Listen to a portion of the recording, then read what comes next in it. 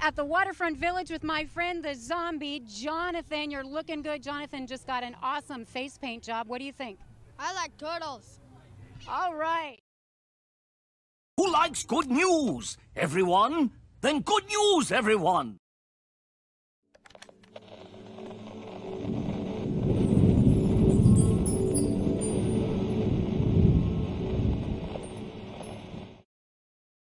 What's going on, everyone? It's Nina Infinity. Welcome to my channel on this Friday. It's Good Friday. It's Good News Day, and I'm so excited to be here to report some much needed good news because I know we could all really use it. I know I could. That's why I do this show every week on Fridays to help you start the weekend off on a positive note, because we should sometimes focus on the positive. I know that objective reality makes you think like, everything's negative all the time. But part of that objectivity is understanding that there's always light to the shadow. So that is why I do this show, to bring balance to the force, to life, to everything that's there, because that is what it's all about. On this earth, it's all about balance. And I'd like to start by saying hello to everybody in the chat. Hello, hello, hello. Good to see you. We are also live on Rumble and Twitter, I believe. Twitter X, Twix. Can we just call it Twix? We are live on all the platforms. So make sure you smash the like, share the stream wherever you are watching. Thank you for being there watching it. And very early on, there was a message left on, I think, the Rumble side that said, I saw a moose yesterday, which I thought was a really cool comment. It really stuck out to me because I remember the first time I saw a moose, it was a very powerful experience because moose are gigantic creatures. You don't really think about just the scale of the size of a moose when you see one. You're like, whoa. It's very different than seeing them on TV. You're like, wow, this creature looks like something from another planet or something. So thanks for sharing that you saw a moose. I remember the first time I saw a moose. It was otherworldly. Nina just ruined Twixes for me, says Shane. I don't know. I think it's a better name than Twitter. Twitter X, Twitter, Twix. I think I'm landing on Twix. I don't know. The chocolate one, yeah, that's Twix, the chocolate. Moose so big. That's what X-Ray Girl would say. That's true. It is. It's very big. It's a very big animal. Gigantic animal. You're like, huh? What? Whoa, what? This is crazy. I saw a moose fighting in my local park one time. It was crazy. They're nuts. When they I've seen those on the nature shows because the ones I saw, like when I saw the moose, they were just hanging out, like grazing. But I've seen the ones that fight on the nature shows and they're crazy. They're hitting each other with their antlers. It's something to watch for sure. I like it. Gaz says, I meant chocolate mousse, but okay. Chocolate mousse is my favorite cake. Side note. Just a really side note. It's super loud. I can't even imagine. All right. Enough moose talk. Enough moosing around. We have a show to do. Let's get to it. I saw this and I thought it was interesting. Exclusive. That's exclusive. Exquisite. This show's already is starting on a rocky road already.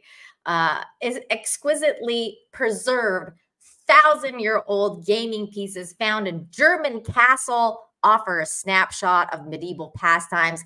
This article is going to be a really interesting read, partly because I can't read half the words. So it's going to be a very interesting read. There are a lot of German words on here. We'll see how I do. You guys can rate me out of 10 after I finish the article, 10 being the best. You guys can rate me in the article just after it's over. You can say like, wow, you did failed. So here is the picture of some of the pieces that were found, which I find really cool because I like games. I like games a lot. If a history professor or museum, like, did I start out? I'm nervous now because I told you guys to grade me. I'm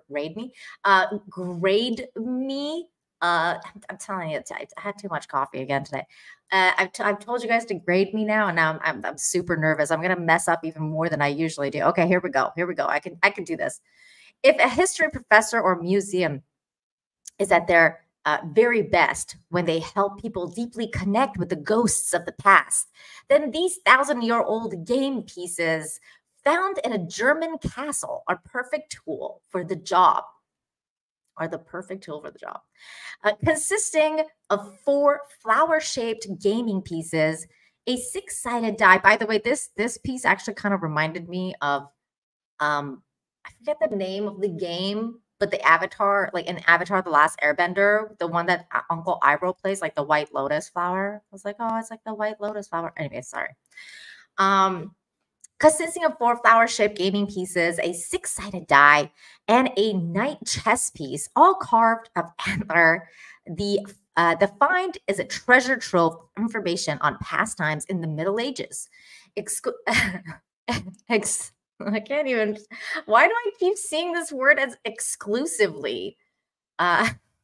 Exquisitely preserved, the knight piece, undoubtedly the most striking discovery, carried a well-worn sheen of the upper half of the upper half from the finger picking it up thousands of times to place it along the L-shaped path. The flower-shaped piece has a residue of a red plant, suggesting that one side would have played red and the other presumably another color. The pieces are found under a wall segment in the neglected, oh my God, here we go. This is the first word here. Stahleck Castle in southern Germany's Baden-Württemberg state. I think I said that right. Württemberg state, and date to the 11th century. Experts from the University of Tübingen, the State Office for the Preservation of Monuments, Baden-Württemberg, and the German Archeological Institute, DAI, collaborated on the excavation. In the Middle Ages, chess was one of the 7 skills that good knight should master. It is therefore not surprising that known finds mostly come from castles, explained Dr. Jonathan, whatever this guy's name is, Szeszkiewicz. God, these names. Arriving during the early Middle Ages in Europe from what was probably Persia, chess became ubiquitous across the continent, and it's believed the rules haven't changed much, if at all, since Persia. Yes, I know where that place is. The discovery of the entire game collection from the 11th and 12th century comes as a complete surprise to us, and the horse-shaped knight piece is a real highlight, said Dr. Lucas Weather. A Middle Ages exhibition based on the conclusion of the Stahleck excavations and others is set to be held at the Püflingen Schloss Castle. God, what are these names? From June 15th to the August 30th, where visitors can see and learn about the game pieces and gaming habits in the Middle Ages. Wow, that's amazing. Wow, and TD's already telling me I didn't say anything right. That's great. My confidence is completely shattered. Thank you. What's up, low spec Linux gaming? How you doing? I see you in the Rumble chat. How you doing? So what did you guys think? I mean, obviously of the article, but also, are you gonna grade me out of 10? Let's see the grading. I'm nervous. I'm so nervous. Wow. Okay. Ian So Forth for 25 pounds. It's pronounced. Why are you so mean to me? It's pronounced Sheshkowitz. Sheshkowitz. Sheshkowitz. I think I said it right. Shish kebab? I like shish kebab. That's good food. Shish kebabs. Wow. TD coming in with 2 out of 10. Gotta be honest, as your friend. You know what? I appreciate the honesty, TD. You know, holding me up to higher standards. I really appreciate that. Now I have something to strive for. See, other people are rating me 10. I'd give you an 8. 7. 10. Saw one. No way. There's no way that was a 10, bro. I love you, but you don't have, you could spare my feelings. Dude, I could go for a kebab right now. Like, seriously? Okay. I wish I had saved this video. Maybe I have. But there was this video I watched the other day. He's actually this British dude that kind of looks like Az, but like not bald. He's like this British dude, and he's like, he kind of reacts like to weird random videos that like you see like on like Amazon stuff that like pops up, but like it's like cooking, like objects for cooking that like make your life easier kind of thing. So he just like reacts to those things, and he's like, oh, that's amazing, like I want that. And so he did this thing for shish kebabs, and it was like this thing that was like this metal kind of like pot with little holes on the side, so you can stick the shish kebabs like along the side of it, and then make a fire in the middle, and then you put the lid on it, and it cooks evenly on all sides. And I was like, dude, every Middle Easterner needs one of these. Like, that is, I want one of those things. I wish I had saved it. I should have sent it to you on Instagram, because you know how it's easy to like send stuff on Instagram. Does Instagram save your stories? Because I put it on my stories. That British guy is really funny though. He's like, he cracks me up, that guy. He's like, he reacts to like these like weird videos. I don't know how to work Instagram. I'm such a boomer. Does it save your stories that you kind of like put already that's expired? I don't know. I wish I could show it to you guys, but I don't know. I don't know where it is now. Everyone's starving now. Sorry. But you said that word right. Okay, great. I'm not gonna try it again. Oh, okay, you've seen it? Oh man, I was like, dude, I need one of those in my house. That's next level. Oh, lug nuts.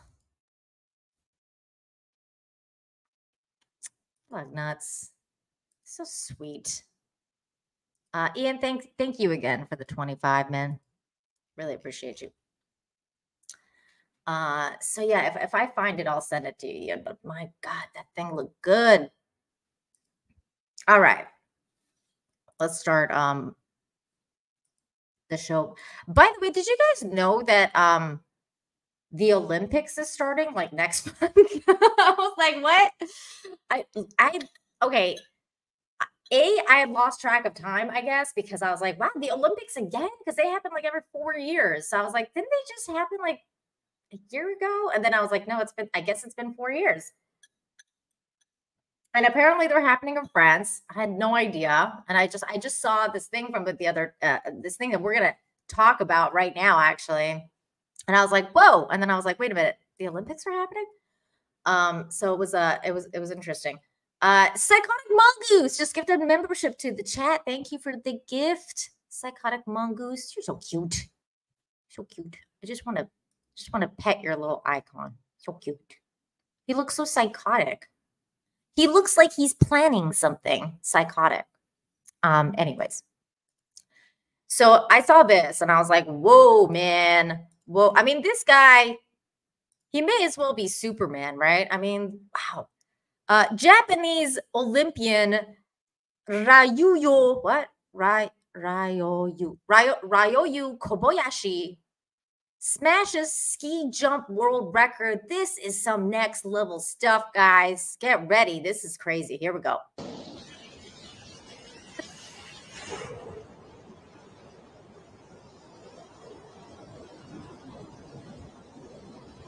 Damn!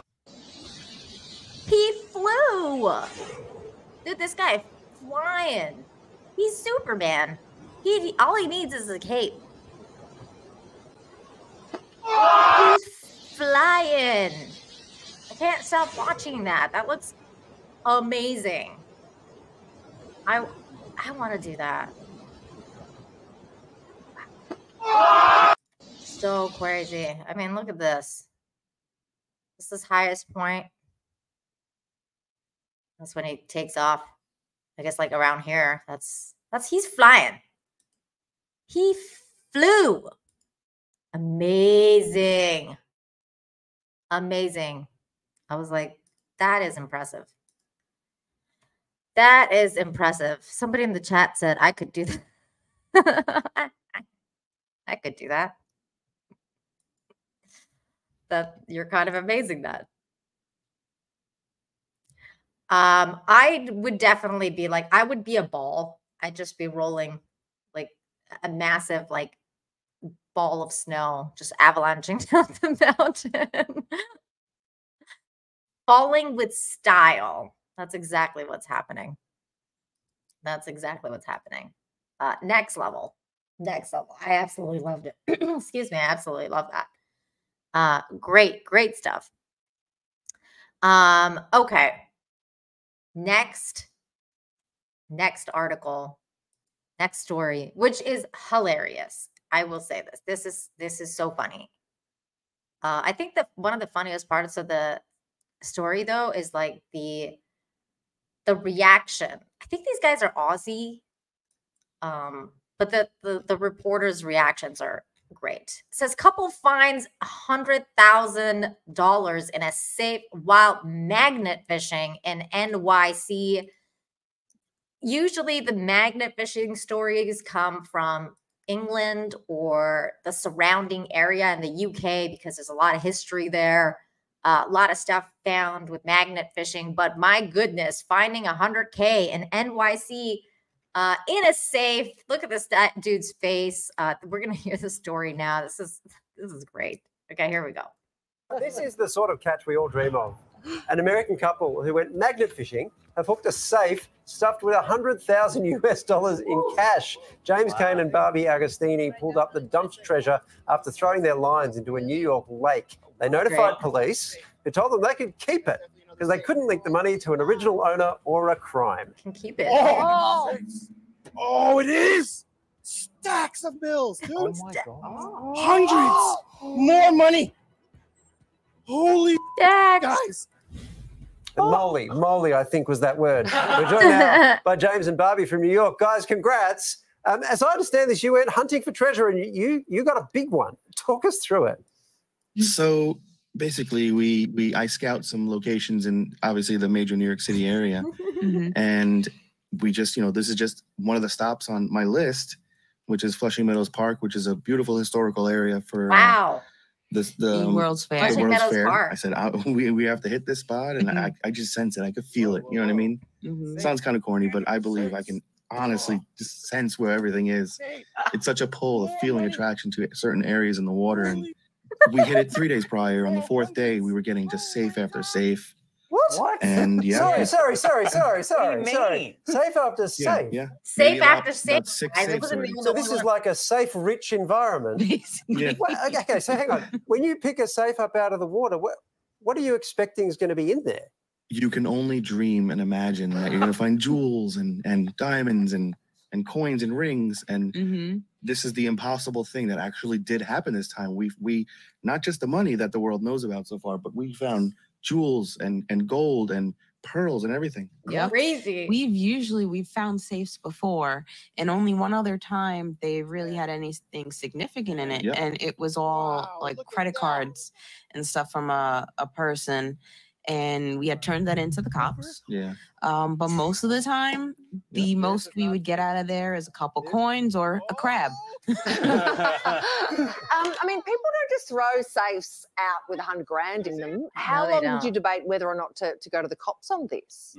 I thought of it instantly. I was absolutely terrified when we found it. Terrified and joyed at the same time because major New York City it's a high crime area. This We've is had true. onlookers and friends and family say, put the damn money in your pocket and get the hell out of there. You know what I mean? But we just can't because there's legalities in it. Yeah. So. And he always likes to do the right thing. So for him. Or just too afraid not to. Yeah. Well, that's what I wanted to bring up. I've watched enough Law and Order to know 100K just doesn't go missing. All right? This was my Are question. you worried that someone's going to come after you guys? Oh, you are now. I'm so sorry. That's a great question. Blowing your cover. Yeah, you know the police have tried doing their inspection. The thing is, it's underestimated. The money is gone. You know what I mean? It's visually looks terrible, so it has to be sent to the Washington D.C. to put back together. It's not. I can't like believe they a beautiful do that. stack of cash. It looks like a log of mud. Poo. It's really bad, but you can peel it back and see what's in it. Do you get it back once they clean it up? They clean it up. It takes 6 months to 3 years to clean it Wow. up. But we believe this one's not going to be that long. Yeah. I'll be taking a fishing rod down to the Yarra after this show, definitely. One final question, guys. What are you planning on buying with the money? I have a suggestion. Maybe a more powerful magnet.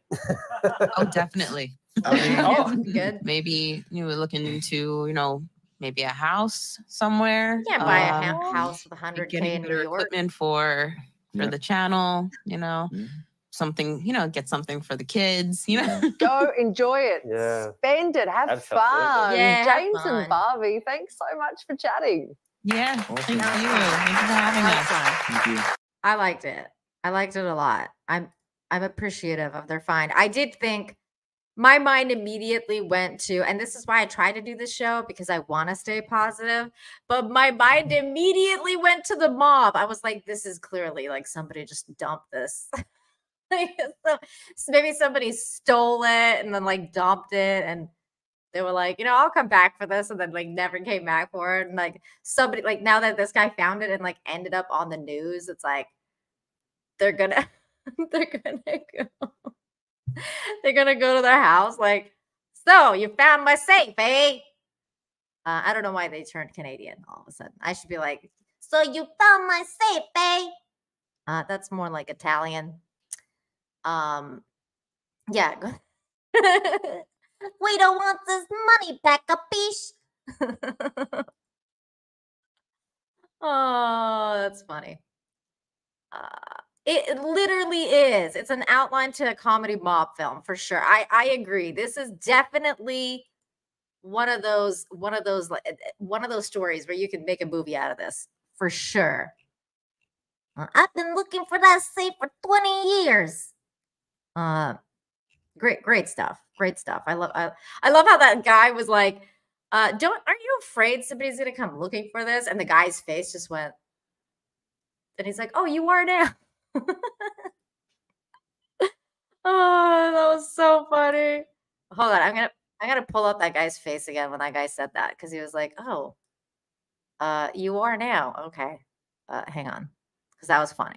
We gotta pause it on the moment it like clicked in for him that like, oh, someone might come looking for this thing. Hold on. I got this. This is gonna be good. Let's see if we can find the meme. The meme face. Is this it? I think this was it. I'm after you guys. I think that's it. That's it. That's the face right there. Like, oh, wait a minute. Like, oh no. Oh, that's it. That was it. Ah, I missed it. There it is. That's the face. That's the face where you're like, oh no. Oh no.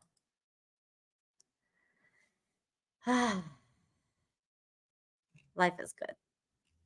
Life is good. His wife too. She was like, "Oh no, maybe we shouldn't have gone on the news to announce this." Oh God. What a world. What a world. All right, next story. And this story is great, but it's playing in advertising. So I'm waiting just a few seconds here for the ad to be over so that I can play you the video. This is a good story. That's a good human rescue story, which we love to cover in these in this show. Some of my favorite stories are good human rescue stories. You guys know that. Guy in the right place at the right time. He's just, you know, it hits all the hallmarks of this show. Here we go. Okay. 2 Moab men save family of 3 from Colorado River and Miracle Rescue. This is that story right here. Here we go. Samaritan in Moab tonight is recounting an incredible river rescue after a father and two sons flipped their boat and struggled not to drown in the rushing water. Incredible photo here. News specialist Lauren Steinbrecher live to explain how the quick thinking of 2 men actually saved this family. Lauren? Mike and Deanie, this is just a wild situation. Truly the right place at the right time. One of the men who witnessed the entire thing said he saw that inflatable kayak capsize in the river. People start floating down the river. Terrible. And then what happened next, he says, was a miracle. Taking a quick drive out to the Colorado. It's fun and it's enjoyable if you have the right gear. Eric Odenthal just happened to look out as an inflatable kayak with a man and 2 kids flipped over in a rapid. And I ended up seeing the kids floating downstream. Eric didn't have the right gear to jump into the fast-moving, dangerous current, but his friend Gar did. You know, you need to go right now. This is really important. You just get those kids out of the water. Gar hopped on his paddleboard to get to the kids, but the dad was just too far downstream without a life jacket. Like struggling. He's getting pulled by eddies. His face is barely above water. As the undertow threatened to pull Dad underwater. It was literally a miracle this guy showed up. Which initially I thought was just kind of debris in the water. Daniel Wright pulled up on his jet ski, thanks to direction from Gar, realizing what he thought was a log was the father struggling to stay afloat. All I remember is just I had to help him. I had to get him. Eric took these photos showing the man using his last strength to stick up his hand toward Daniel. He realized that was it. That was what he had left, was reaching out to me, you know. It was just enough to grab each other, pulling the man to the riverbanks. I gave him a hug and I embraced him, you know, when I got him out of the water because it was an emotional moment. Everyone was safe, though Daniel says the boys were shaking and scared, their father barely able to move. And Daniel wondered. As soon as I got him out of the water, I asked him, why don't you have a life vest on? One lesson learned, but above all, 3 lives saved. Thank I'm just really thankful, and I really just think God just had me right there at the right time. My goodness. The Grand County Sheriff's Office Search and Rescue also posted about this, kind of describing the PFD or life vest that these 3 were wearing. It was not quite the right kind of life jacket for the situation. So really something a lot of people can take away from this is being properly prepared, having the right gear, and also knowing the conditions. They say that water looks okay from the surface, but it is running fast. That undertow is strong, and it is freezing out there. Mike and Deanie. Yeah, nothing short of a miracle. Dude, that water did not look safe from the surface. It looked like I would drown. And I'm a pretty strong swimmer. I'm not, man, you gotta wear your life jackets, man. You can't put your life out there like that. You gotta have more appreciation for your life. But really, thank goodness that good human was there. 2 good humans were there at the right place at the right time. Alongside of having life vests, you should definitely also learn CPR. As you guys know, big advocate of CPR here because you never know when you're going to need it. But yeah, thank God. Thank God for some good humans over there. I've got a couple of super chats before we start the story, so I'm going to get to those now. Thank you, Kung Fu Hot Dog, for 2 says, looking good, Nina. You should go on Cameo. Stay cool. I don't know what Cameo is. Oh, Cameo, you mean like that video thingy? Like where you record yourself? I'm on YouTube. You can see me here and talk to me. Hello. Is that what it is? I think that's what it is. But thank you for the 2. Mr. Black for $5 says, Nina, no.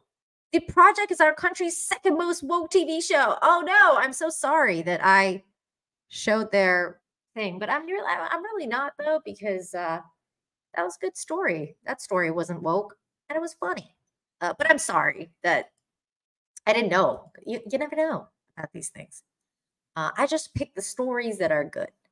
I don't much care about the messenger, just the message. I did think that guy's question was funny though. Like, aren't you scared somebody's gonna come after this now? But yeah, you know, sometimes you gotta bypass the messenger, because most messengers out there, you know, they're not too great, but the message is what's important. But thanks for letting me know that though. Thank you. Appreciate you.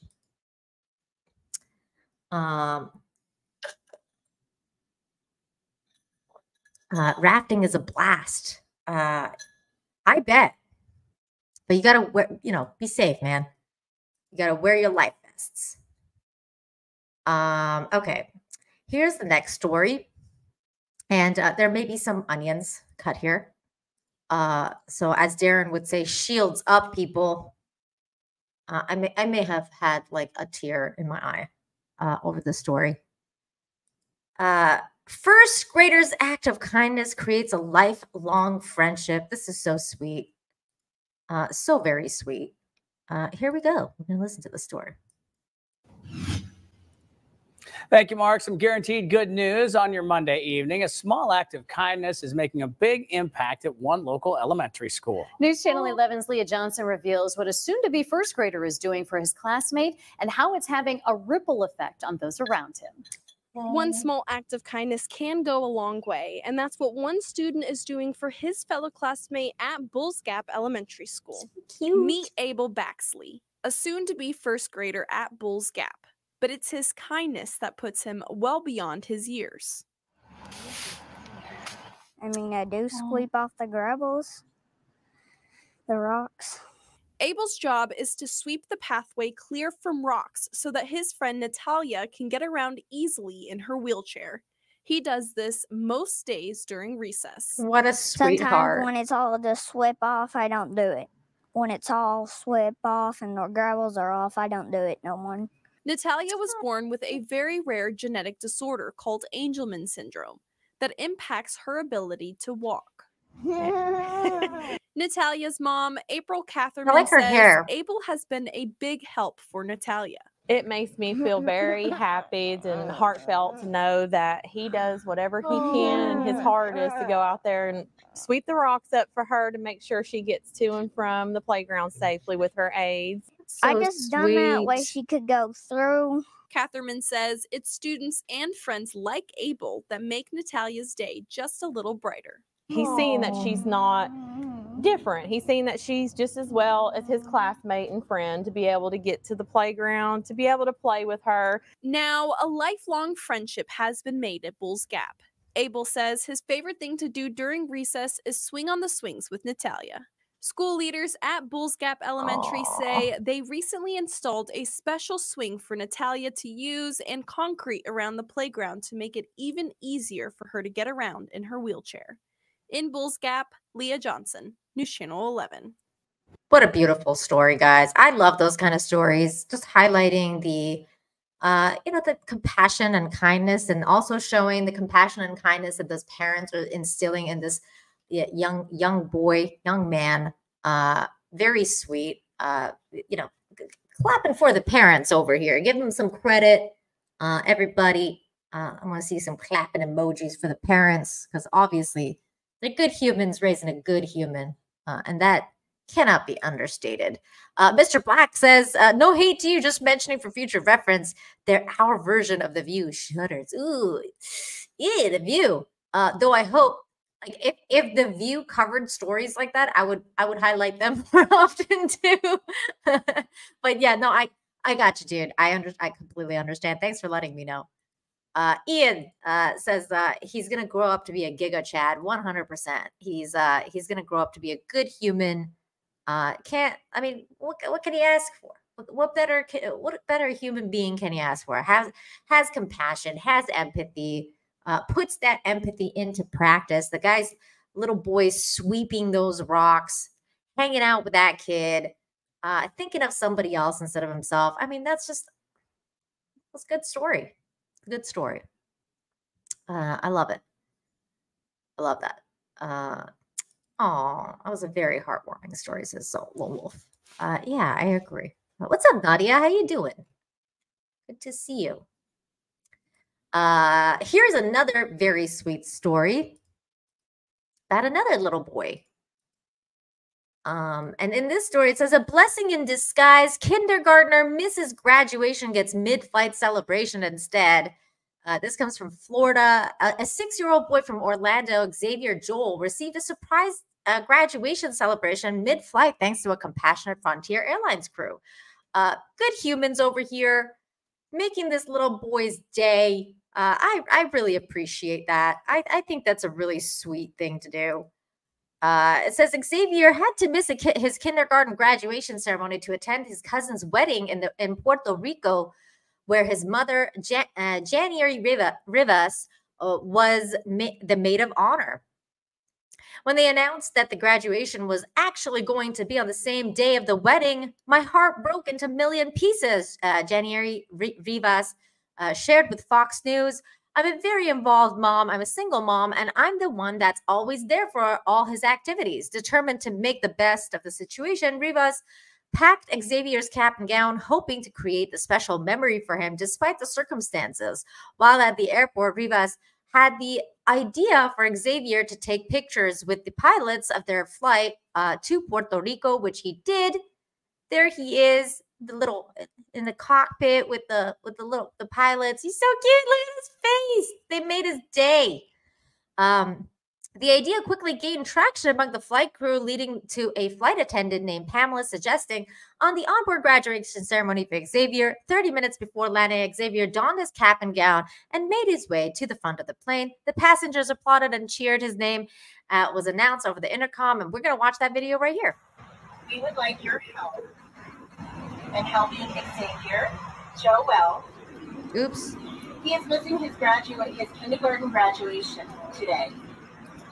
And because he chose to fly Frontier instead, we are giving him his graduation ceremony on this flight. Yay. Little boy. He's so cute.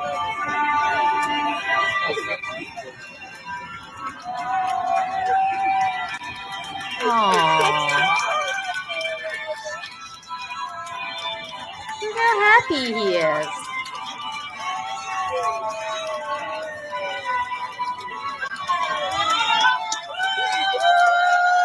Oh, you did it, little dude. You did it. That's really cute. Adorable. I love it. I was feeling horrible he missed his graduation, but it ended up being a blessing in disguise for him. Rivas said the act of kindness is something that was so unexpected. There was also this little article here that covered from Fox that showed a little bit behind the scenes about what happened with this kid here in the plane. Here he is getting ready. Aww. So cute. I love it. I love it. Cute. So cute. I love when people are kind. Aw, they got him a little gift. Very sweet.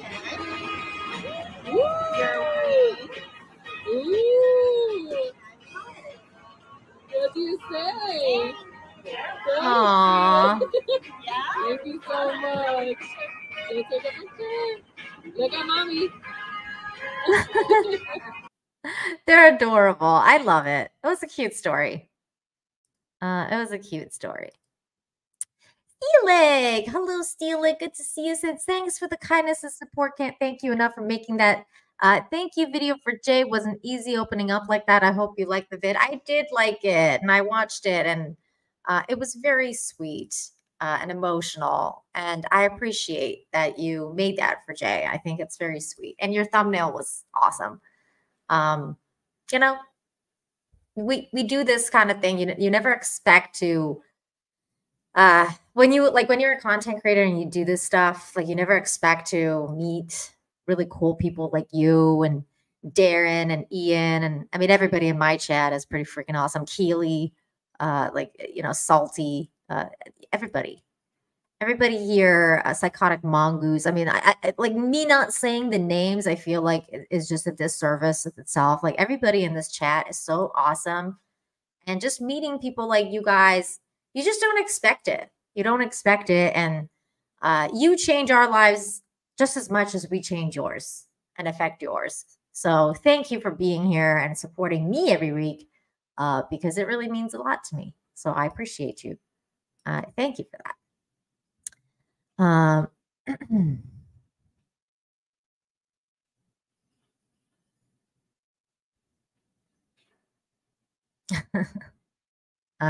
Thank you, world-renowned GeoHound.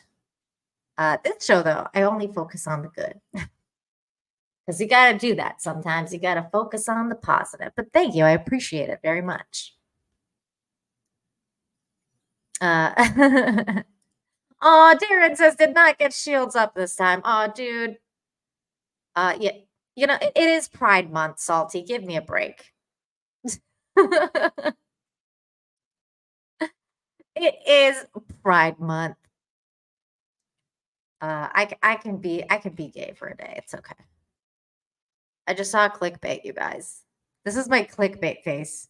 Did you guys just see that? I was like, what is that? Like, what is this? Okay, I'm gonna click the clickbait. We'll talk about it at the end. Okay. Next story. Actually, you know what? Let's go to the highlighted story of the day because it's very cute. Honestly, I just like the picture. I was just like, this is so cute. And it's about a fox. A very magical experience. Homeowner finds abandoned fox cub in the backyard. Look at this baby. It's so cute. Okay, sorry. I'm already freaking out. Imagine stepping into your backyard one morning and finding an adorable fox cub. This heartwarming surprise happened to one homeowner who shared the encounter on Reddit, complete with photos of the young fox. That's too freaking cute. Oh my God. The homeowner explained that fox cubs are born each year under the decking in his garden, and he often sees them playing. Typically, these playful cubs scamper away when he's around. However, this particular cub seemed to have been left behind by his family, who most likely moved their den elsewhere. Oh, he got abandoned. Look at his little face. He's like that kitty I rescued last week. Oh my God. By the way, he's doing great. We'll talk about that after. Look at this little face. Oh my God. Concerned for the little fox's well-being, the homeowner called wildlife rescue. After an assessment, they determined that while the cub had likely been abandoned, it was old enough to hunt and fend for itself. They advised the homeowner to keep an eye on the cub and call them if it appeared to be struggling. Look how so cute. I'm dying of the cuteness. It's so cute. Oh my God, it's so cute. I want one so bad. It's like foxes are like a mix of a dog and a cat, and I love both so much. And I feel like that's basically the animal I need in my life is a fox because I love both. So it's like they merged them, and then they're like, here's a fox. This is a dog and a cat.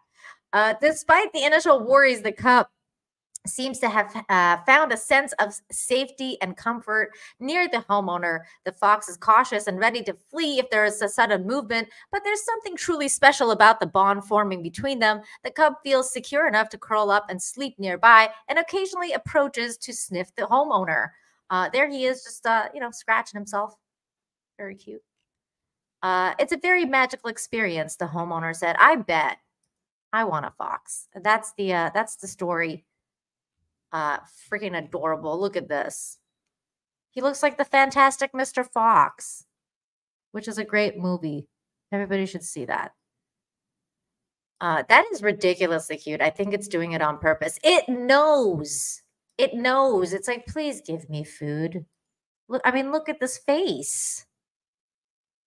Like, I would never be able to, like, not pet this. I would probably get bitten. John Thomas, thank you for being a member for 3 months. Says, see if you can license accentuate the positive.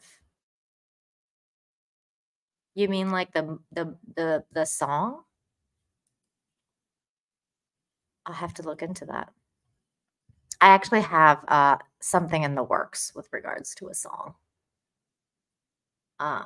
which will be released probably soon. I have plans. God, I know it's like, look at the. Oh yes, as a theme song. Oh, I have one. I have one in the works, John Thomas. I have one in the works.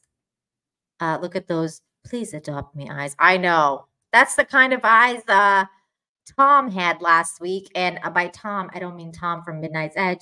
I mean the kitty cat that we rescued, who is now named Tom. He is doing great with his new family. They are, having fun. And I'm just glad that that little kitty is okay. But that article was so cute. That article was so cute. I want a fox. I want a fox. Oh my God, you guys, I just saw another clickbait. What is this? What is this doing to me? Can we watch this? Well, the clickbaits on the site, because that's how I got massively struck the last time. Yeah, I can't play this one. This one is unplayable. Okay. Not playing that one. Okay. Let's move on to the next story here. By the way, okay, so this next story, again, I can't actually share this because I will get hit, but I'm going to put this video in the chat for your viewing pleasure, because I highly recommend that you guys, after the show, go and watch this. It brought tears to my eyes a little bit because it was really sweet. But this is basically like the American Dream. And I don't usually watch this show, but sometimes, you see the very best of, and this is one of those moments. And it's this one here. A janitor gets standing ovation for incredible Don't Stop Believing audition. That's this guy right here. And my God, it was actually kind of amazing. So here is the link to that video. And we can't watch it because they will 100% hit it on here. I just dropped it in both the Rumble and YouTube chat. He absolutely just killed that song, like, meaning like in the good way. Like, just, it was so great. One of those moments where you definitely can't judge a book by its cover. Absolutely was just wonderful, wonderful performance. I was like, wow, this is incredible. So I had to share it with you guys, even though I can't show it. Can you play the opening verse? It's I'd rather not, just in case, you know what I mean? It's just one of those things, man. I'm gonna get claimed on here. Just in case, I don't want to get struck or something. But I put it in the chat for you guys so you can check it out. I absolutely highly recommend it. So there you go. Richard Goodall is his name. But thank you. So here we go. This is the next story here. Absolutely love these kind of stories about random acts of kindness. Seniors on a weekly outing surprised by strangers' kindness. This is from Ontario, Canada. It says a Good Samaritan recently brightened the day of a group of seniors on an outing to a local restaurant by leaving $100 with the wait staff to help cover the bill. Last week, a small group of residents from Extended Care Mapleview, accompanied by recreation department staff and family members, went on a weekly excursion, said Victoria Grandinetti,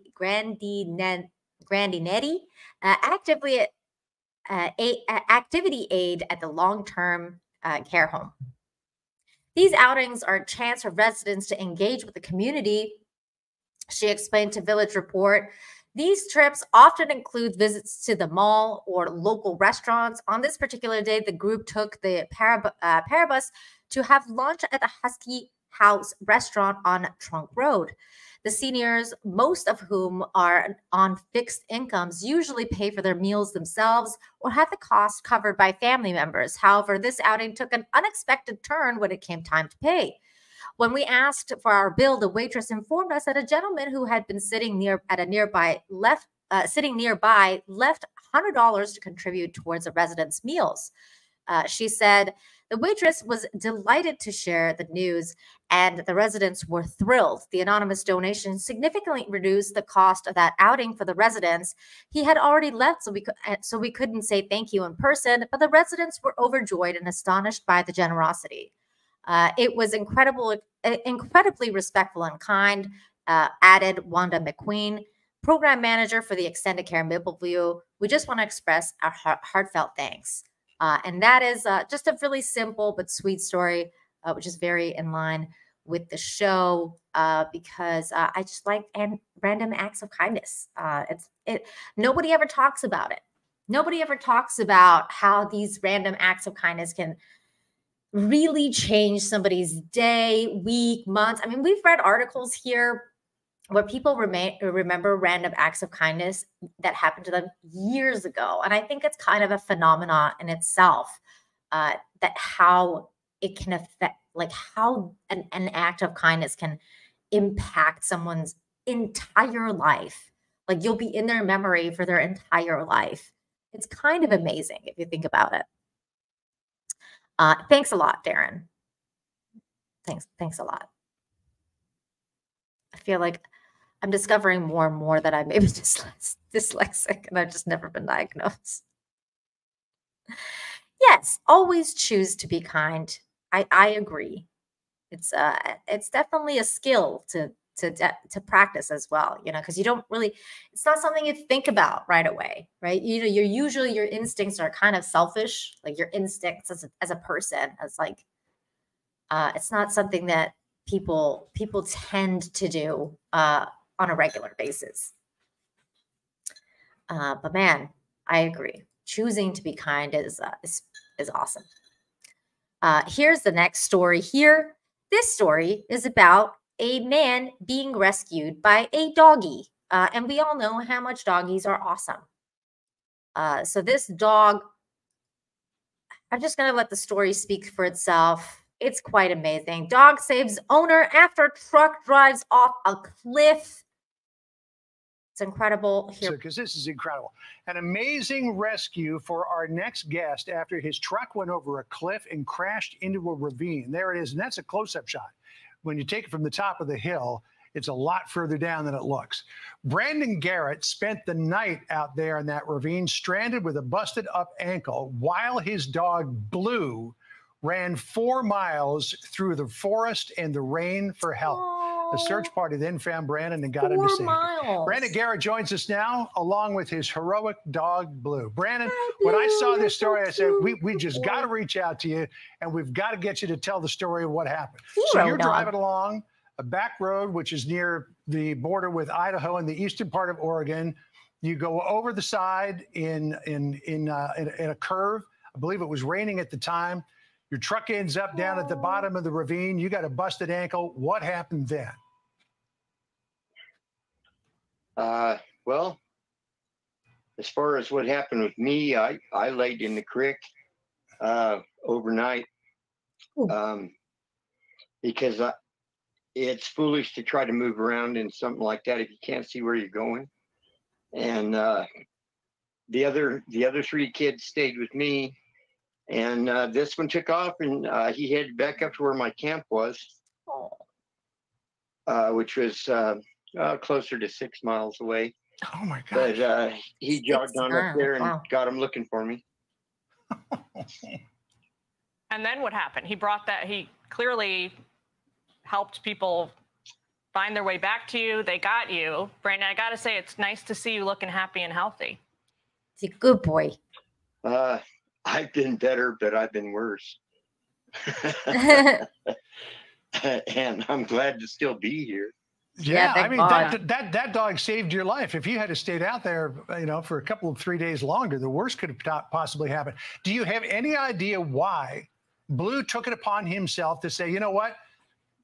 Brandon was at a campground about 6 miles from here. Because he's a good boy. And tell his friend that he's not with me anymore. How did the dog know to do that? Because he's the bestest boy. That's what dogs do. I don't have a clue. I've had him up there in that stretch of the Hells Canyon National Recreation Area for so long that they know the place like the back of their hand. As a matter of fact, smart. Blue is just a puppy.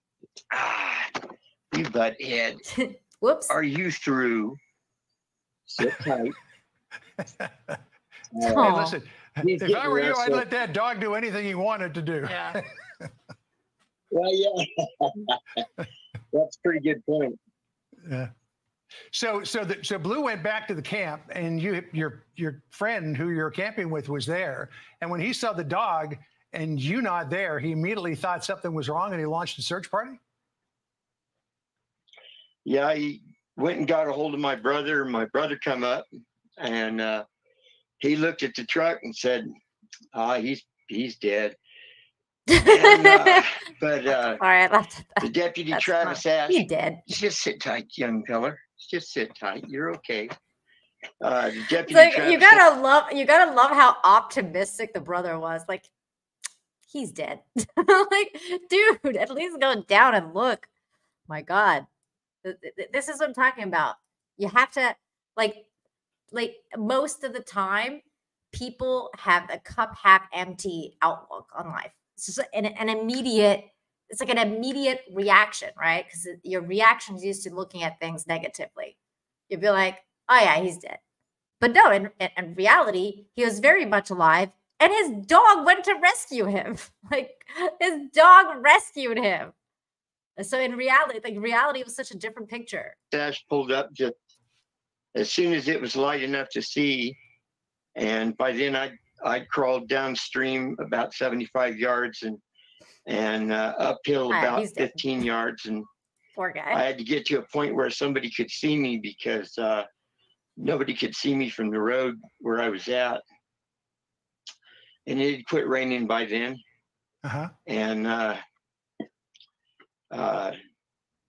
Travis Ash said, "You're supposed to be dead." Well, not really. You're supposed to be dead. So when you finally did that guy cut his home, brakes? Oh wait, what did Blue get? Well, my kids all eat before I eat. You know what I mean? Yeah. He just that's sweet. I treat him pretty well, and he looks it. He's a good boy. Yeah. Hey, I wanted to ask you, because you refer to them as you refer to them as your kids. You were traveling with 4 dogs in total. Blue ran off to get help. Furbies. 2 of the other dogs suffered injuries. One had a broken hip. The other had a broken leg in 2 places. How are they doing? They're doing okay. I could swing the thing over so you can see Baby. Go ahead. Yeah. She's Blue's mother. Baby. Hey, baby. Hey, baby. baby. Oh. There she be. Oh. Oh, she's got the cone of shame on. Oh. Yes, she does. She's a wonderful girl. Oh, poor thing. My very best friend in the whole world. Yeah. Well, Brandon, we love. I don't know what I just. This is we what loved happens. hearing about the story. Go ahead. Love chatting with you. I think we're losing some of the connection there, but that is incredible. Isn't that insane? Like how Blue knew to go back to the campground 6 That's miles what away. dogs do, And bro. If just you never watched basically- Lassie, my God, this guy's like, he's never been around dogs before. I mean, you're a news anchor. You should know that dogs rescue people all the time. All the time. It's not like a, Well, he it's didn't not just go like back a and like very take a nap. uncommon You know, event. like he rounded people up. It's amazing. He got the posse together. No, but that really is Like an a amazing movie. story. I mean, it's like, Disney couldn't have written that, right? Exactly. Although if Disney wrote it, the dog would have actually led everybody back. But it was Well, he Brandon's couldn't have friend been who said he's got to be somewhere out there in the mountains and went looking for him. This guy's The like dogs trying to couldn't be any better looking if make that they were movie now, cast by didn't sell. Hollywood agents Yeah. either. Oh, I'm so glad we got him on. That's an amazing story. Yeah, it was a good find. Hey, I like how they try to like make sense of something that's like quite incredible. It's like I don't know. That was so funny. Salty made a freaking hilarious comment in Rumble, but I can't even highlight it because it's negative. It's just, but it's funny. It's true. They really are. What a dork. That's true. Douglas, you're probably right. Good Lord.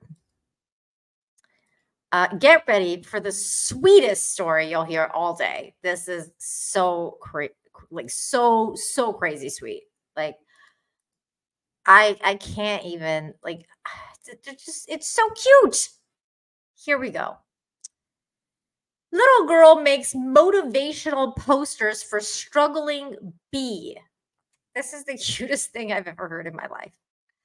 A 9-year-old girl in Scotland has captured hearts by rescuing and nursing a bee back to health with the help of honey and self-made motivational posters. So these are the posters, and it says, "You can do it. Do this" on there, the picture of a bee. And it says, "Keep going." And I think that's also a bee. I don't know exactly what that is, but it's really freaking adorable. Here's the bee recovering.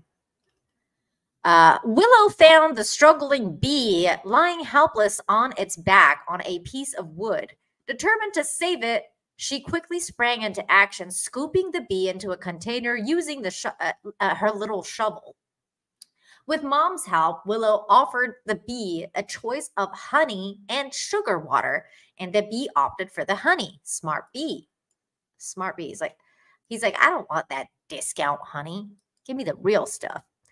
As the tiny creature began to regain its strength, Willow even managed to pet it gently, creating a bond with her newfound friend. There she is, the little good human, says "Save the bees" on her shirt.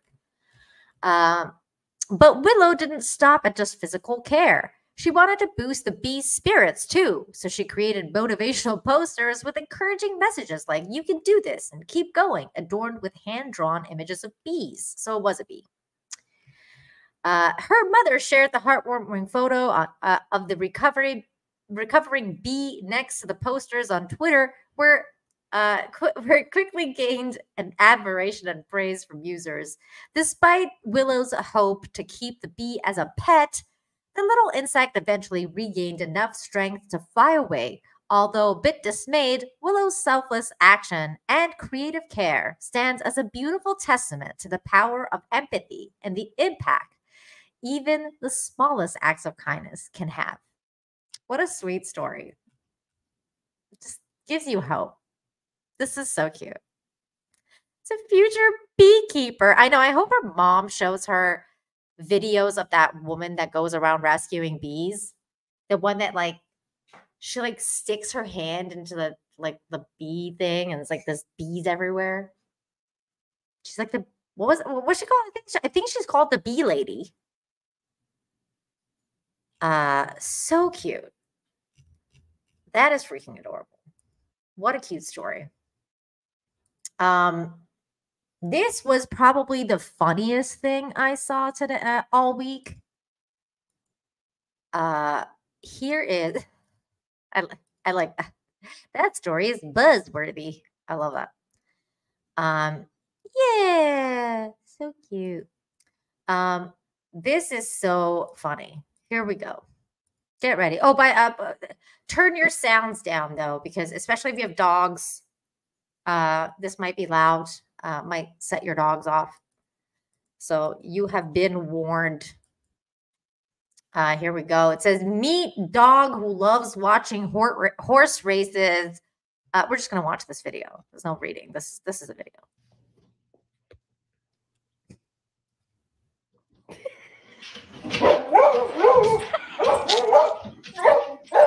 Oops. I ruined it.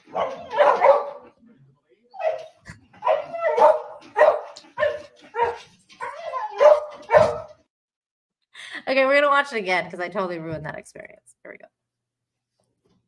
Coming out the gate.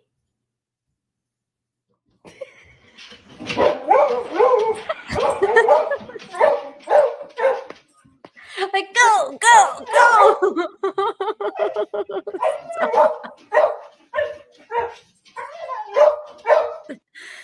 Oh my God, that's adorable. That's so cute. Oh my God. I love dogs. They're so funny. It's just so funny. Here's the next story here. God, that was just so funny to me. This one is a very interesting story. It says, white bison calf born in Yellowstone sparking hope and awe. In a rare and awe-inspiring event, a white bison calf was born in Yellowstone National Park's Lamar Valley. This extraordinary occurrence was witnessed by park visitor and wildlife photographer Aaron Bratton, who happened to be at the right place at the right time. Here is the white bison. Very cool. Excuse me. Brayton, a resident of Kalispell, Montana, visits Yellowstone a few times each year, but she never imagined she would witness such a rare and symbolic moment. Stopping to admire the calf and its mother, Brayton managed to capture some stunning photos from the safe and respectful distance. Brayton, who has Native American heritage, explained the profound meaning behind the birth of a white bison calf. It's a great blessing. It's a good omen, she told Cowboy State Daily. It means there could be a good change, a good change coming. And here's the bison with its mama. Oh, look at this! He's so cute. Adorable. The significance of a white bison calf is deeply rooted in Native American culture, particularly among the Lakota people. According to Lakota legend, the birth of a white bison calf fulfills a prophecy that promises better times ahead. The legend tells of a time around 2,000 years ago when food was scarce and a bison were disappearing. White buffalo calf woman appeared presenting a sacred pipe and a bundle to a tribal member, teaching them how to pray and bring buffalo back for sustenance. As she departed, she transformed into a white buffalo calf. Chief Arvol-looking horse, the spiritual leader of the Dakota and Nakota Oyate in South Dakota, and the 19th keeper of the sacred white buffalo calf woman pipe and bundle, has echoed the significance of this legend. And someday, when the times are hard again, I shall return and stand upon the earth as a white buffalo calf. Black nose, black eyes, black hooves, he stated. So there you go. A good omen, apparently, according to Native American culture, and kind of cool. I like those legends. I always find those legends really fascinating. Also, I just saw another clickbait. Fascinating stuff, guys.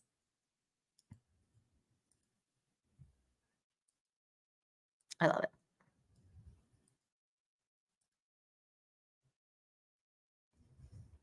The great white hope. The white bison. Oh my God. Shane G. Oh, yip yip.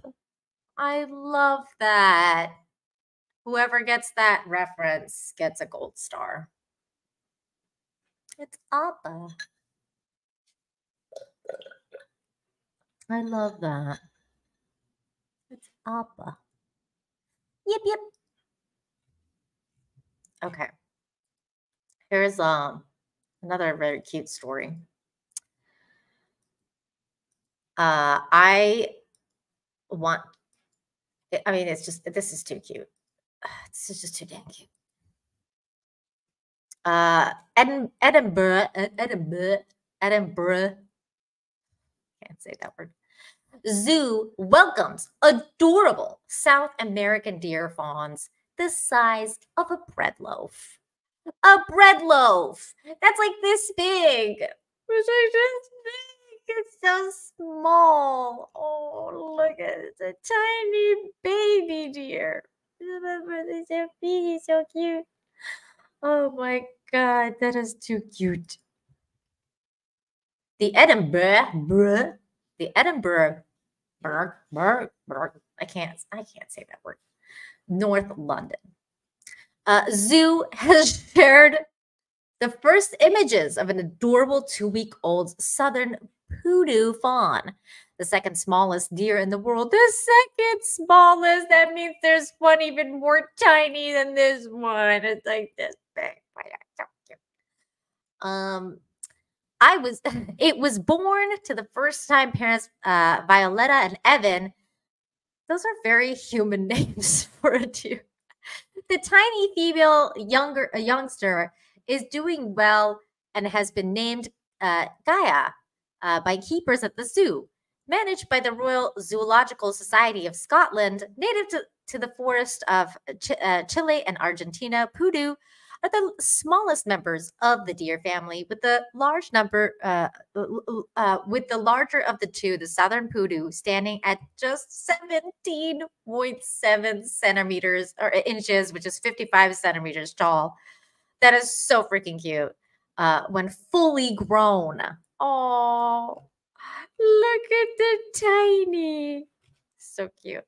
Appearing somewhat like a hybrid and an adult southern poodoo, has a stocky build with antlers that grow up and curve back, giving the appearance of a goat in some respects.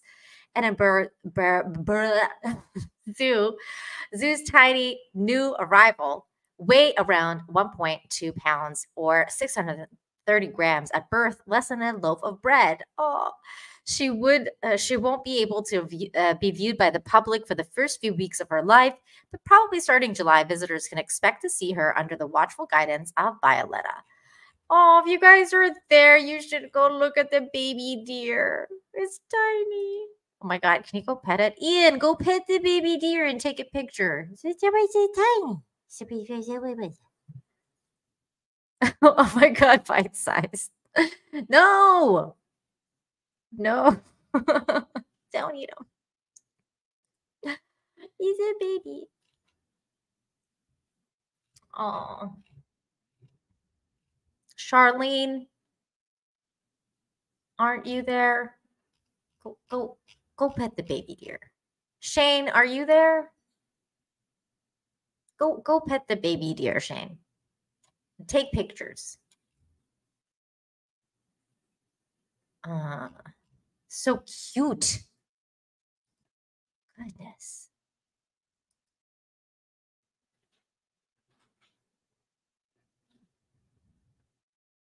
Aw, that's terrible. I mentioned to you, I almost got to pet a deer in the neighborhood, but a dog screwed that up for me and scared it off. Aw. I almost pet a baby deer once too. It came right up to me in my house. But then it was too scared. So like we were like this close. Like I could have pet it, but then I kind of didn't because I was like, I don't want to scare it off. Like I didn't want to go for it, you know. I just like sat there, like I just stood there respectfully. It was in Canada. I saw a lot of deer in Canada. There's a lot of deer there. There's time.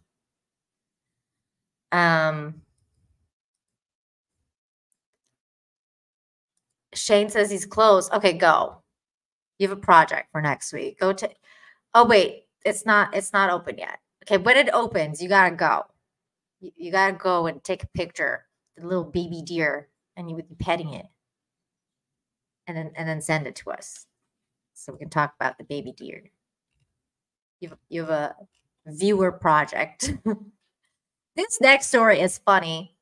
Well, not it's actually okay. It's not funny. It's terrible because obviously this dog was abused.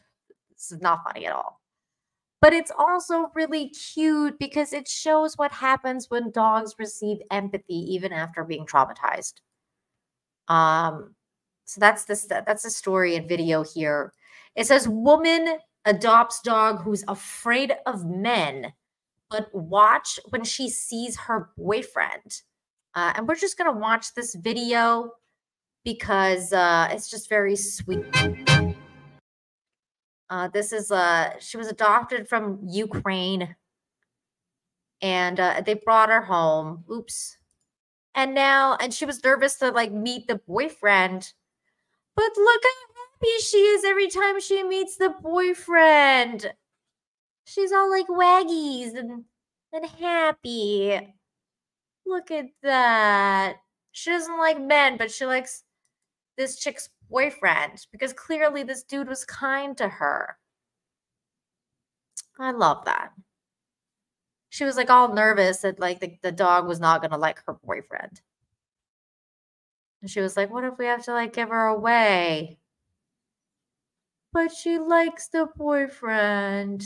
Every time he comes home, or like she sees him coming home, she reacts like that, which is really freaking sweet. It just goes to show that you can solve trauma with that kind of thing. Now I do have a story, like a similar story.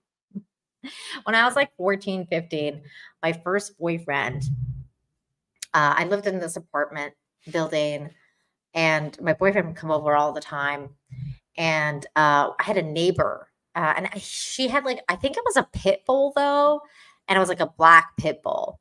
And she was one of those traumatized dogs because she used to be like, I think it was like an actual pit dog that she adopted because it was being abused. And so she was keeping her, but she had like muzzles for it and like basically like cared for it very methodically because it was like, a pit. I was actually a pit dog. And so she told me, she was like, my dog's really friendly towards women, but she hates men. So you got to be careful if you're like, if your boyfriend's over, just, make sure you like stay away from my dog, basically. Like she kind of went around telling everybody this. And we're like, oh, okay. Like, good to know. And so like every time me and my boyfriend were together and then we would see this woman in the hallway with her dog, the dog would be like all happy to see me. But then she would see my boyfriend and she'd be like she would just like start snarling and like showing teeth. But to me, she was like, hi, like, I'm so happy to see you. And I'm like, night and day. Like it was so crazy. And my boyfriend was like, I hate coming to your house because if I run into that dog, like I'm scared. And it was really funny. Like I would go over to that woman's house all the time and like pet the dog because I was like, this dog needs love. And she was like, she loved me, but she hated my boyfriend. She was like, I'll kill you if I see you here again. Like I'll be like, when they show the canines, like when they're really scary, like they're like they're about like I'll kill you. Like you step one foot closer and you're dead. Like that's the kind of vibe that it would give. But it was crazy. but it was nice to me. It was nice to be. Okay, let's see what else we got over here. Oh yes, Phil sent me something. Actually, hold on, Phil. I'm gonna pull up that the thing you sent because I think I can actually. I think I can actually pull that up. Oh no, I just saw something. Hold on.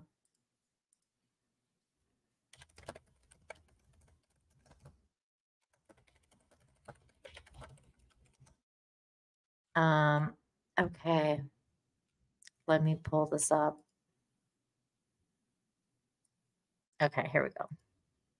Wait. I hate Instagram so much. Let me share my screen. Okay, wait. First, we're gonna play this. Back here live at the Waterfront Village with my friend, the zombie, Jonathan. You're looking good. Jonathan just got an awesome face paint job. What do you think? I like turtles. All right. It's been a minute since we got a turtle video that I could share with you guys. And this one is so cute. Okay, here we go. Oh, look at it. Needs help. It needs help. Oh, the turtles. The turtles. Oh, they have to flip over. That's too cute. That's too cute. We gotta watch one more time. Oh. Look how cute he is. A turtle is down. Flip patrol assemble. That's too cute. Adorable. I mean,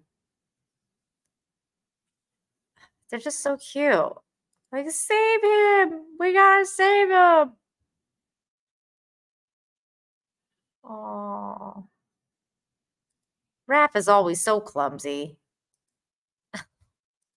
I gotta send that one to Tom. That was a good video. Thanks, Phil, for sending that in. So this is the other article that I'm gonna share with you guys. There's a lot to unpack in this video. It says man dances as woman belts out 80s hit while standing while eating chips. This video is filmed in Glasgow,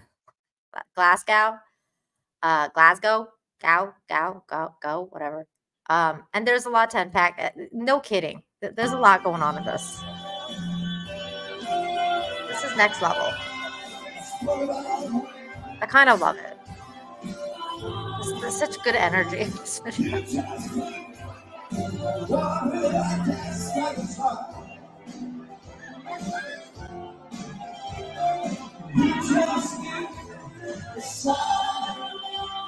I like the interpretive dance and the chip eating while singing.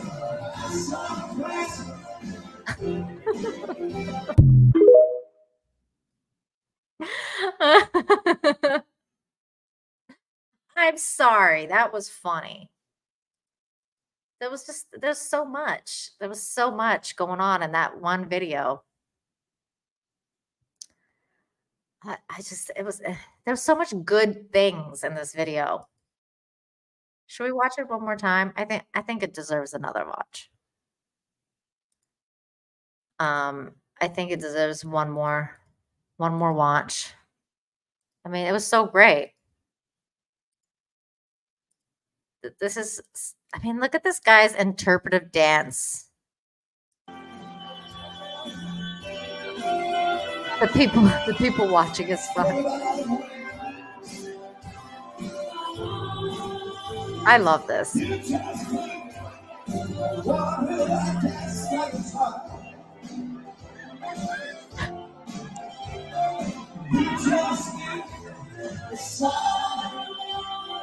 He's so into it. And I love how, like, she just barely gives a ish. It's so funny. It's like, I'll sit, but I'm eating these chips. I just think it's so funny. I love that. That was great. Okay, what is this? Let's see. Hold on. I have to like see if this is one of those videos that we can watch. I can't tell if this is one of those videos that we can watch or not. Because it might be one of those be viral videos or something. Yeah, I'm nervous about this one. So I'm probably not going to play the video. It says, stray dog frantically pawing at rocks saves an unexpected friend. In a touching tale of unexpected heroism, a stray dog at a university has captured the hearts after a remarkable rescue mission that saved a tiny kitten's life. This friendly pup, known for its affectionate nature around campus, was recently spotted frantically pawing at the bottom of a pile of rocks. For nearly an hour, the dog tirelessly dug at the rocks despite injuring its paws in the process. Oh my God. The onlookers, initially puzzled by the dog's persistence, were moved by the dog's determination and the sight of its injured paws. They decided to lend a hand and investigate what lay beneath the rocks, and to their amazement, they discovered a tiny, frightened kitten trapped underneath. Okay, we're just The university. I really want to watch this. So this is the dog pawing at the thing, and then the people were like, "What's going on with you, boy? Look at its little paws are injured. Oh my God!" And then they finally get the kitty. Where's the kitty? Oh. Oh my God! Look at this. This is why I don't usually. I need to like react to these things. This is me every Thursday, you guys. Like literally, like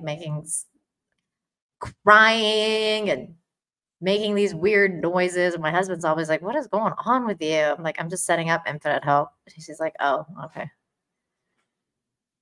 Look at this little poor thing. And then oh my God, it's meowing for its life.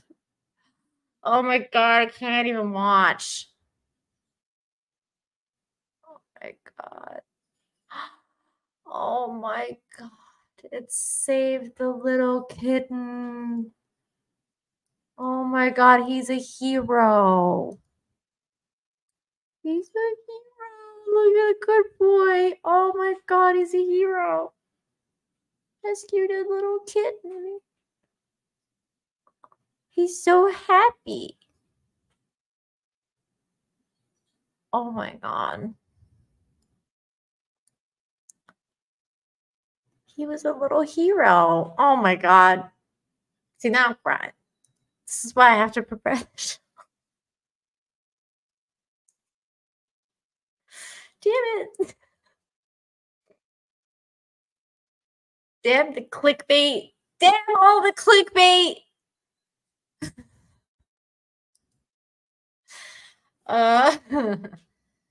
Those are good tears, guys. Those are good tears. That was good. That was a good story. Rescued him. Okay, what is this thing? This was the other clickbait. Let's see. I don't think this one's gonna make me cry. I know. I tried. I didn't expect that. Damn it. Okay. It says when to use and avoid your car's air recirculation button. Don't people know what, like when? I mean, I do. Understanding when to use your car's air circulation button can significantly impact your driving comfort and vehicle efficiency. Facebook user Will Morrison recently highlighted this important tip in a post that has quickly gained traction among users. This is what he wrote. Most of all vehicles have recreational recirculation button with the AC controls in their cars, but many of us users are unsure of when to use it, when the easy answer is to use it in the summer and turn it off in the winter. The recirculation button simply takes the air from the inside of the car and recirculates it in the cabin instead of pulling the fresh air from outside. On days like today, when it's miserably hot outside, if you do not recirculate the cooler air in the cabin, then your AC system is pulling hot air from the outside and trying to cool it. Using the recirculation feature will get your car cooler and will decrease the wear and tear on your AC system. Wow. It's really good to know about in Cancun, where we use our AC nonstop in the car. Side note, I think ours is always on though. Side note, if your car has been baking in the sun, it's better to roll the windows down and turn recirculate off for the first minute or so to get rid of the super hot air inside the car before turning the recirculate on. Also, anytime you are stuck in traffic, summer or winter, be sure to use the recirculate. If you are pulling air from the outside, then you are pulling in all the pollutants and carbon monoxide from all the traffic. Studies show that recirculating your AC can cut down on the pollutants entering your vehicle by about 20% when it's stuck in traffic. Wow. I'm not sure how this is good news at all, but hey, at least I guess we learned something. That's good, right? If you didn't know, now you know.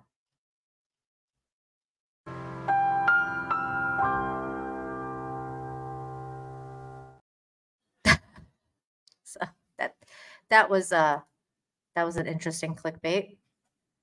Little bit less emotional than the last one. But that's it. That's the show. Helpful news. Yeah, it wasn't hopeful news. It was helpful news. Thank you everybody for watching today. It's been awesome to hang out with you guys.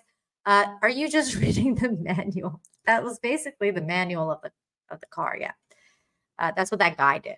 He made a thread about the manual of the car.